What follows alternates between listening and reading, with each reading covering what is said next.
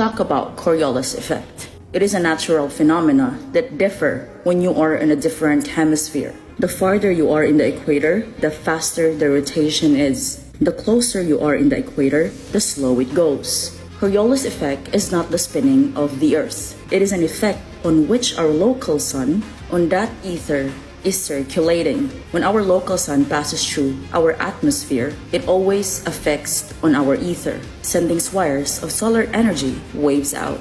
And no, it's not a measure of Earth's spin. It is a measure of our ether spin. So when you watch any news during any hurricane or even typhoons, you will see spinning or big storm spins, especially over time as it travels. When you are in northern hemisphere, the spin rotation is counterclockwise. When you are in southern hemisphere, its spinning is clockwise. Storms spins in different direction depending on its location. The storm's rotation is what we call the Coriolis effect that causes fluids, water, and air to curve as they travel, especially across or above ether. On a flat Earth model, the sun spinning constantly around its own axis, depending which season sun is in. Now, since Earth is flat, it is wider on the round far distance than the points around the poles. So the center of every hurricane is an area with a very low pressure. The higher pressure air surrounding, especially the center of what we call the eye of the storm, is then rushing towards the low pressure, especially the void in the middle. The rotation of our local sun causes currents in our ocean to flow in a circular motion, which help distribute heat around to regulate our climate. It doesn't make sense on a globe Earth. It only works in a flat plane surface. Let's use airplane as an example. An airplane can only land safely on a runway that is stationary. The airplane's orientation and motion is always along its landing path. So when the runway is moving, as you said, we are wobbling at a different angle or a different speed, all the planes will crash on the ground. Hello everybody, welcome to class time. Here's our handy dandy little globe. So I have a question for you. Do you know what the circumference of your globe model is at the equator, which is right here going around the middle of said globe? Are you also aware of what the curvature calculation is? Well, I'll go ahead and answer that for you. The circumference of your globe model, which is at the equator, which just so happens to be the largest part around of the globe, is 24,901 miles. The curvature rate should be 8 inches per mile squared. So, here's what I would like for you to do. Go out and do some observations. Use the Earth curvature calculators available to you online to figure out how this works. Do you seriously believe that the entire universe just started with a big bang? And that there's quintillions of galaxies throughout the entire universe? And that we're just one little tiny solar system within one of those quintillions of galaxies, and there's billions and trillions of stars in our galaxy alone? Which means that the stars must be so far away, almost inaccessible. We'll never be able to reach these because they're so far away in the empty void of space. But why don't we just take a look at what's in our sky? What are we gonna find if we take a camera and we zoom in on one of those twinkling little stars in the night sky?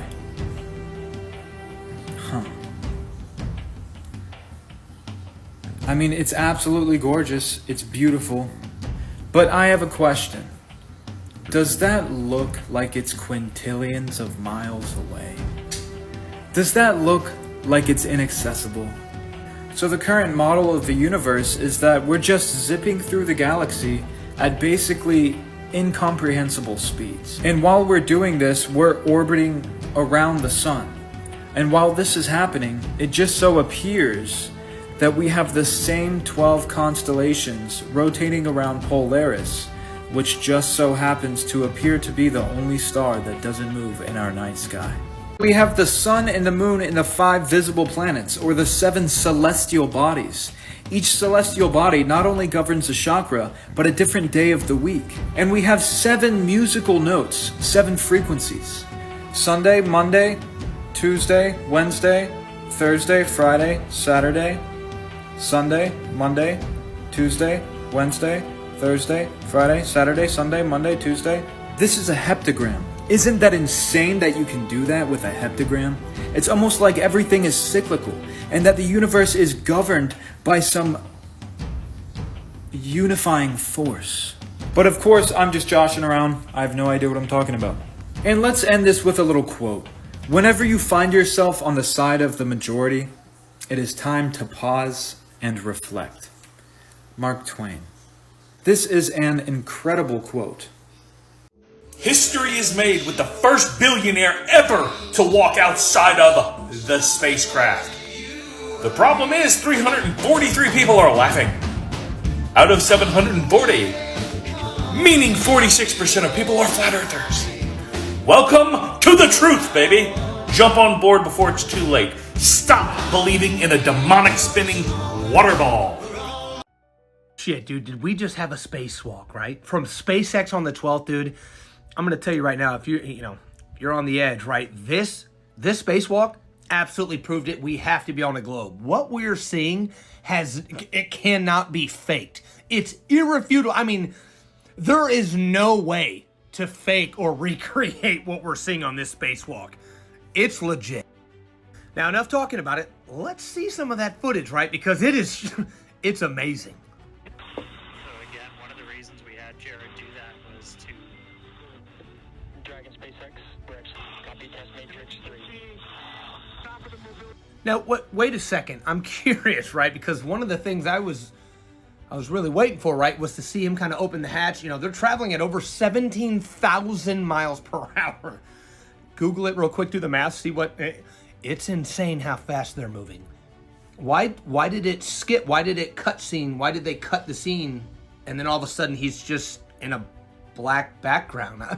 I don't know. That doesn't matter, dude. Let's see the Earth. I mean, I know they zoomed in. They zoomed in on Australia. There was, you could see people that were upside down, relatively, obviously were outside. It's amazing. Let's look at that footage. Up, down, left, and right are 3.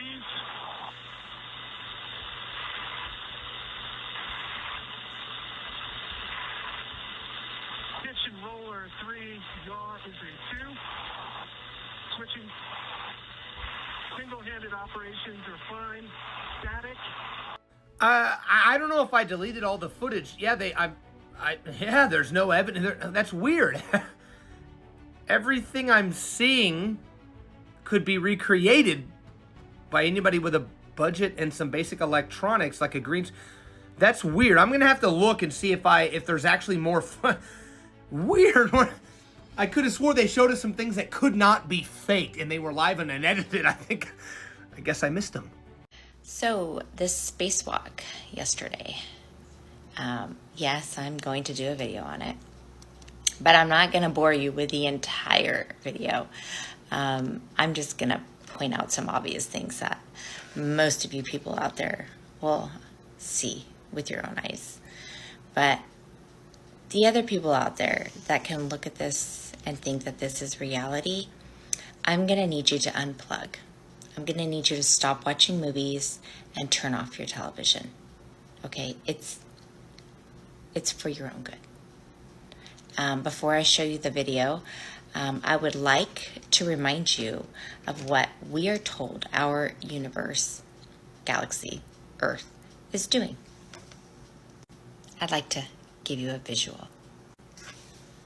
The first speed that it's doing is 1,000 miles per hour at the equator.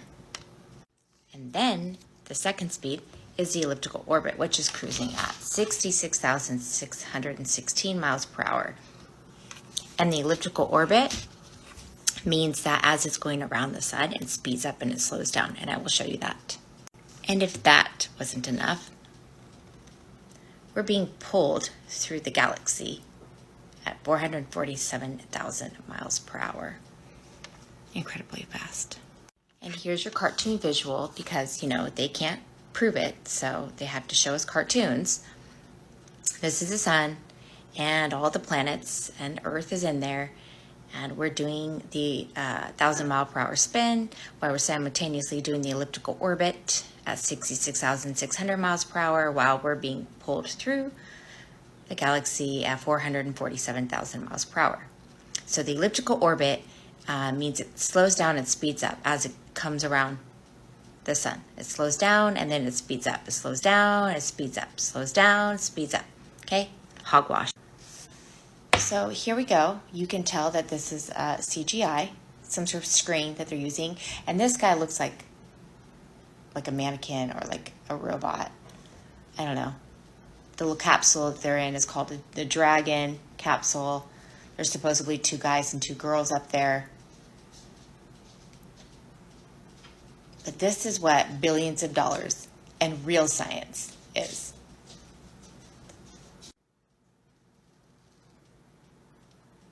Be careful, don't blink, you might miss something. So remember all of those motions that I told you that the Earth is doing, and then this is what they show us.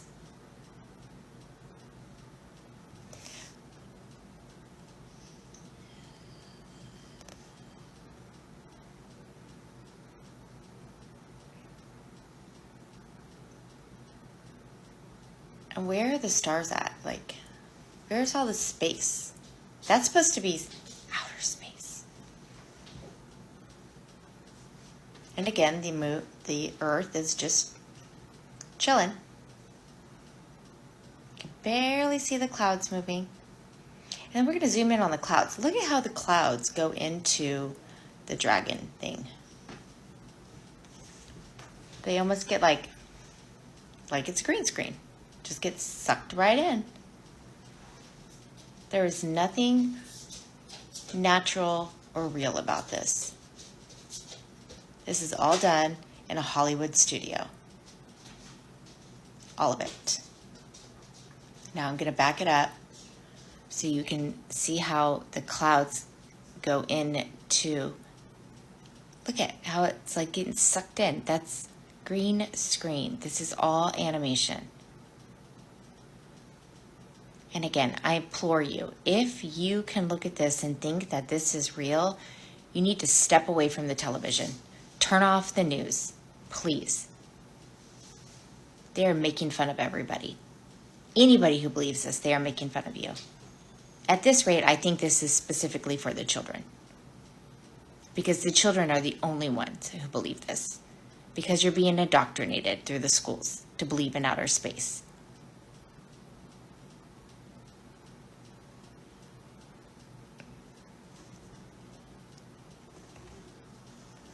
What is this?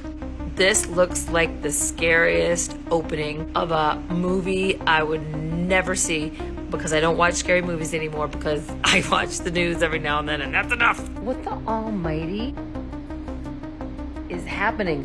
What is this? What is this? What is this?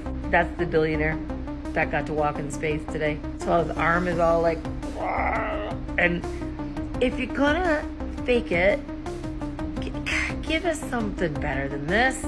Come on, man. You guys did something better in 1969 when we went to the room. That was good footage. I mean, you lost it. You can't get it back. It's creepy. And that's what we get to see. Like, that's what he spent $1 billion. What? That was his walk. It wasn't walk in space. He, like, was pushed out of, like, this little portal. He's, like, was pushed out. And then, obviously, wherever he was, it wasn't in a comfortable position, and then he just got sucked back in, and that was it. That was the moment. But then we hear like all this clapping, like the amount of over clapping. Right? Like it's only done at like film festivals.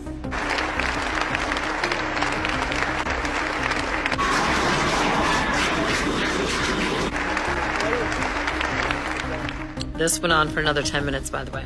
Not kidding. Like, it went on for 10 minutes. At what point does that become awkward? I mean, I guess the only thing that either of them have in common is actors.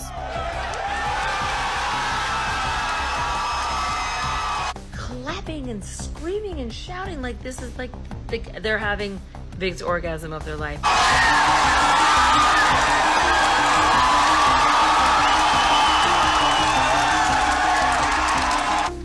But we're all waking up to this interesting show. Greatest show on earth. So I thought the last minute I would just scroll and let you see the comments, because humanity is not really buying into this anymore. NASA. Enjoy.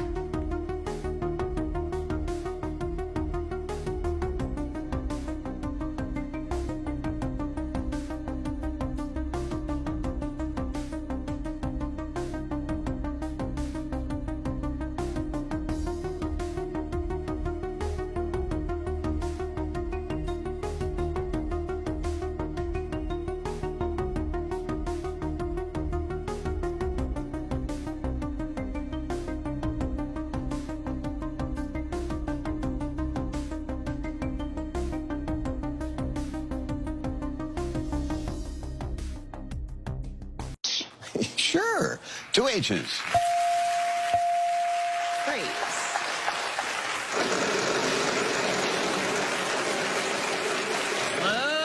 Okay, 800. Can I please see an R? Yeah, 2 R's. Well, you're doing just fine here, Jim. You have $6,900. I would love to buy another vowel, and that vowel would be an A. I know your trick, trying to just take extra time to No, look how at the dare you puzzle. pass It's a me trick. back. It's a trick. And now we're out of vowels, so it's spin or solve from this point on, or you can just stare at it for a while. That might help. It'll bring it to you. 700. 700. Can I please see a Y? 1 Y, yeah? Sorry? You know, the trick here is don't worry about not knowing the puzzle. Just Just go explain a it word again. at a time, you know? One Just- word at a time, that's Pat. it. You've always said it. Don't point at me, Julie. You've always said it. 650. I'd love an M. If you got one, Vanna. Yeah, I got one. She's got one. Now you've got one. You're up to $8,000. Previously on 700. P. Yeah. There's gonna be one. P, sure. Just little by little. Yep, that's it. I know it. 800. A B? There's no B. Sorry, Jude. Sorry, Jude.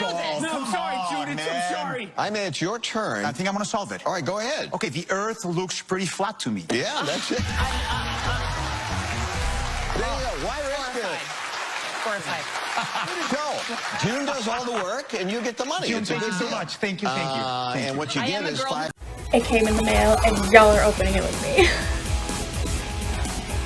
Ooh. Smell it. Woo!